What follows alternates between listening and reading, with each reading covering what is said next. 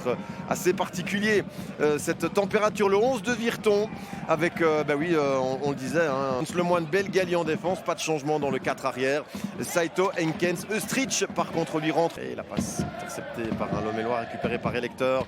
Juste derrière, Anne qui transverse, ça va être un petit peu long, ça je crois, vers KG, qui parvient à intercepter cette balle. Hervé KG face à Kevin Kiss.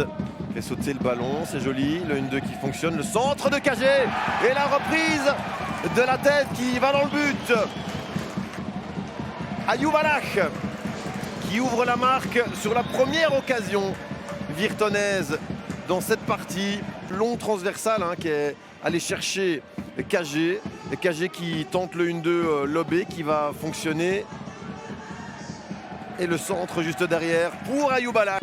Fantastique pour les Gomais de l'emporter ce soir pour les 100 ans du club. Tout un symbole.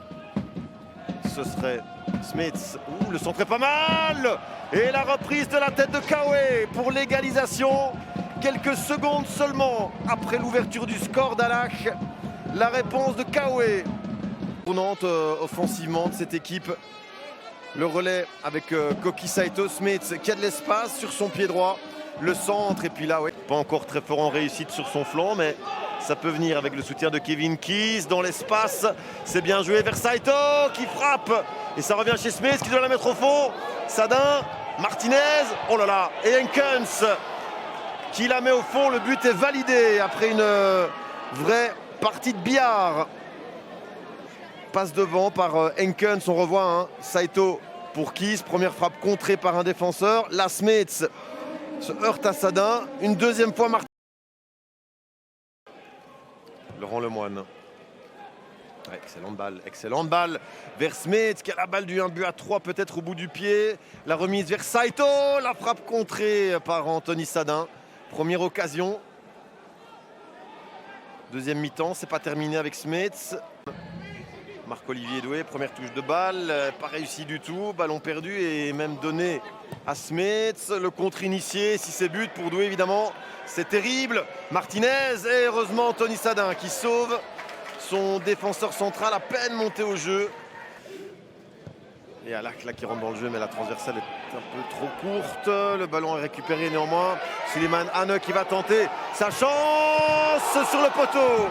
Oh quelle occasion pour Virton. Et son meilleur buteur. Ah ouais, la plus belle occasion pour Virton tout court, en dehors du but inscrit en première mi-temps. Elle vient à l'heure de jeu, il était battu de Busseur. Ça termine juste un petit peu avec Eustrich. Il est parti dans la profondeur à Guépong.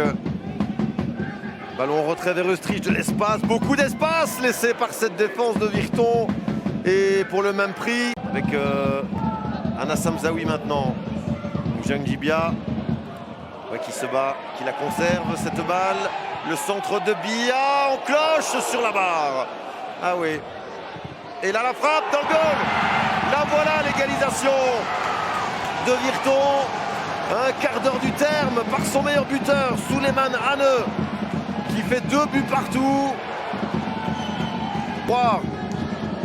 Et d'aller au bout avec Anne qui égalise finalement. Pour le 2 buts partout. En deuxième mi-temps, il est toujours sur la pelouse. Le centre et Anthony Sadin. Ouh là là, la savonnette de Sadin et Smith. La tentative sauvée à même la ligne. On revoit l'intervention pas ferme d'Anthony Sadin. Pas dire qu'il donnerait des regrets bien sûr à ce stade, mais qui démontrerait que cette équipe en tout cas a de la qualité et c'est déjà le cas avec ce qu'elle a démontré ce soir. On a pu s'en apercevoir une nouvelle fois, même si attention là à la déconcentration. Et Arthur Salès qui punit l'Excelsior et ses errances défensives. Le joueur entré en cours de match d'Anthony Sadin qui peut abandonner là par sa défense. 2-3 qui va sûrement tenter sa chance directement. Voilà qui est fait dans le mur malheureusement. L'envie y était, mais finalement la réalité ne l'a pas rencontré. La frappe de Vink. Et juste derrière aussi, c'était Mbombo qui envoie ce ballon dehors. C'est terminé. Simon Bourdeau lui met un terme à cette rencontre.